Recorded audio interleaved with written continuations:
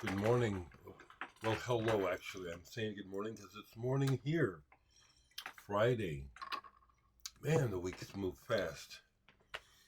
Or at least that's the way it feels when I'm making the video in the morning. It seems like I was just here. Friday the 18th of July. Cheers, people.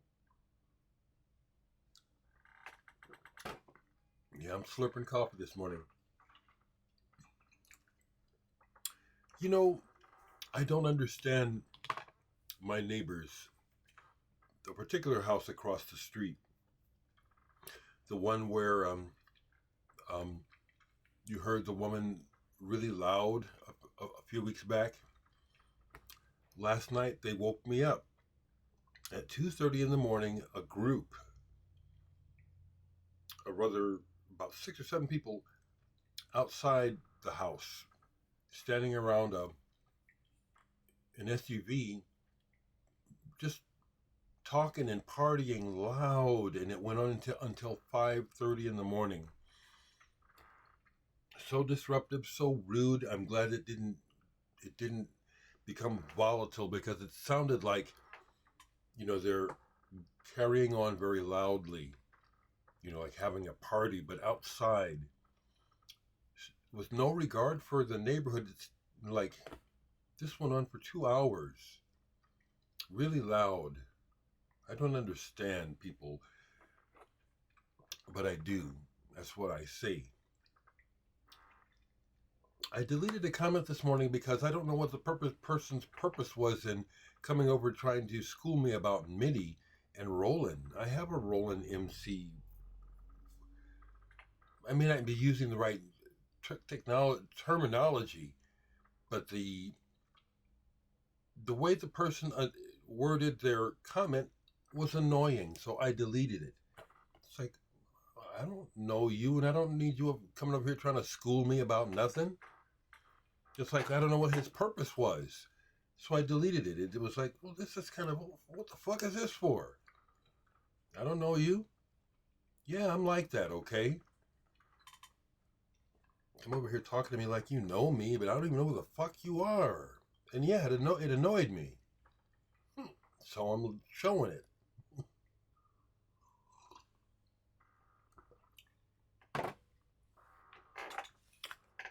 So, Richard, I wasn't expecting this. Thank you. But I'm glad you sent me a copy. Because I'm going to make a comparison to the last batch of records I got for my birthday, which I greatly appreciate. But the aesthetic of those records are totally different than a record like this. And this is much more of what catches my interest for the long run. This is the new Richard Young's album on Fourth Dimension Records, Zerkalis. Zerkalis is the name of this. Very simple presentation. Very simple. No information.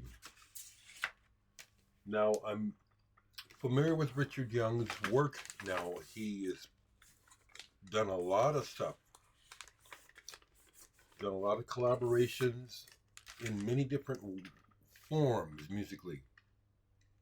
I listened to one side of this. Now, this is what I got to say about it, because it's like it's like the recent record I got by David Sylvian. It's just one track each side, and this one is Zerkelis 1 and 2. Unlike the records I received for my birthday, the 6 altogether, which, in a sense, that music, it's those musicians. It's like, in a way, that music is made for a market, or it's hoping for an audience. It's presented in a certain way. I'm not getting my words quite together. As opposed to this this strikes me as an expression of it strikes me as an expression that the artist needed to do. It's kind of drony. I'm going to listen to one side, but here's what I have to say about it, which is very complimentary. It's like before I knew it, the side was over, and I found myself humming along with it. It's kind of drony. Um, my first impression is very good, and this is an example of the sort of thing that I'm more interested in than just commercial music with words, songs about relationships. Although I can get into that stuff, it just depends. You know, if someone were to tell me, write down a list of criteria for what trips your trigger, that wouldn't do it because it's going to be different. It's an alive thing. It has to do with how what has been made hits me. It's that simple.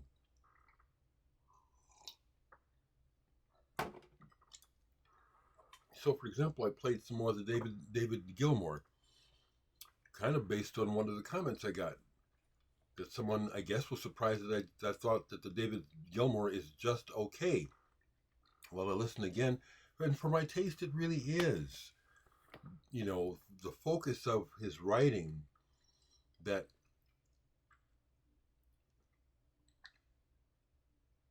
I don't think is that interesting. You know, seriously, it's all right. So, like for example, I've talked about the Mickey Berenier album. Is it still sitting down there to show?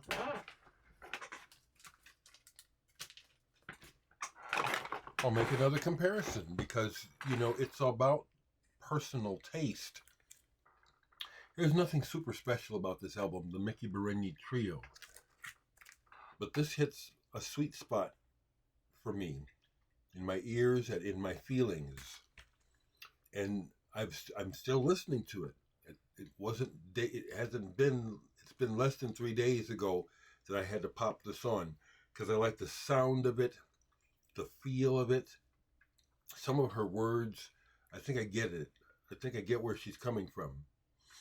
But comparatively to some of those other records, this is in another. For my taste, it's on another level. It's hard for me to explain, though. This is commercially viable. I wish it could be a big album, but it has that essence rare. This does too, comparatively. This is a personal expression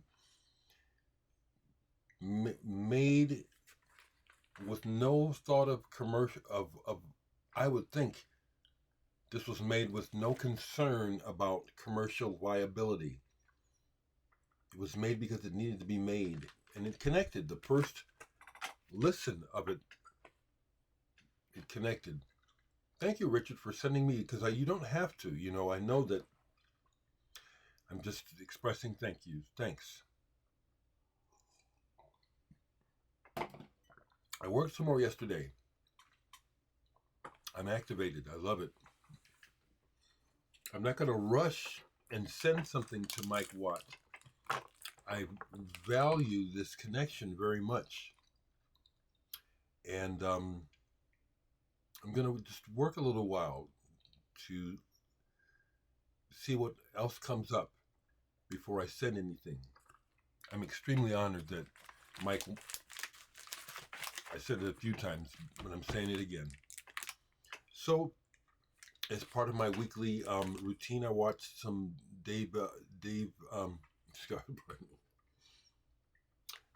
Michael. I watched Michael this morning, and I haven't revisited Mahler yet, but it's on my list to get the Mahler out. I have a ton of classical music. I'm so out of room. It's out of sight, but it's right there. But he talked about Rare Bird, so I have some of their records. I just grabbed that section. So what did I get?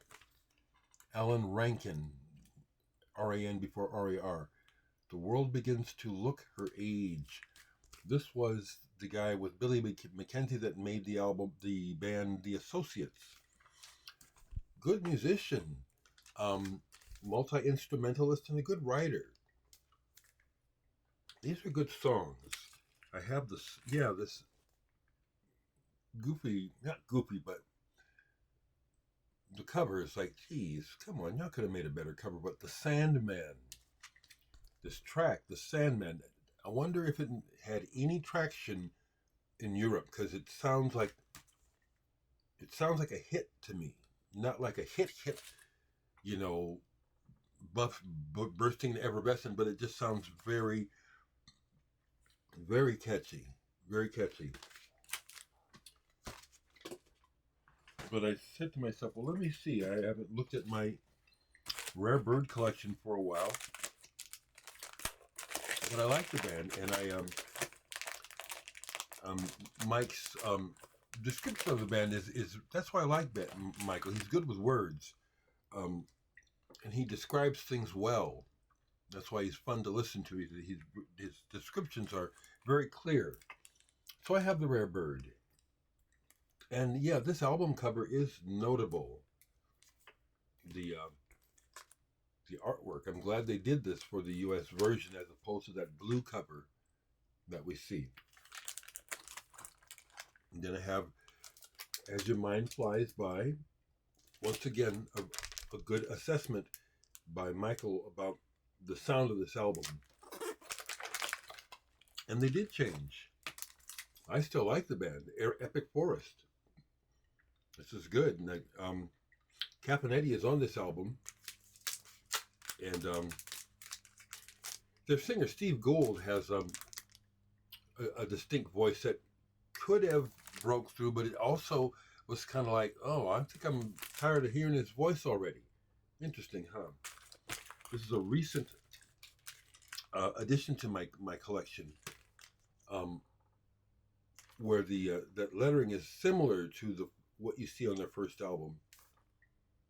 And is this the first album with a different cover?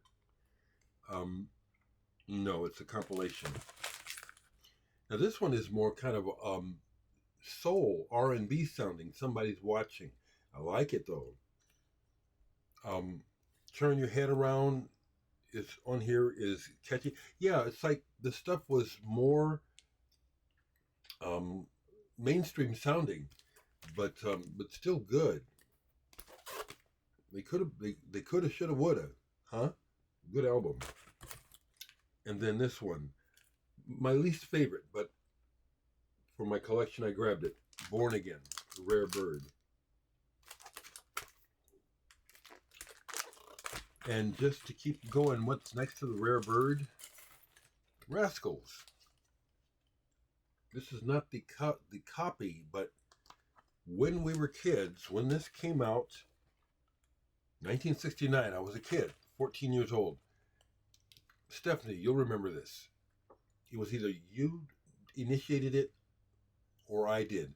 But we joined the Columbia Record Club. Either it was Columbia or Atlantic, one of them.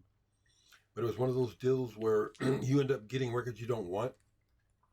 But I joined with the idea of getting this album, which I did. See by the Rascals.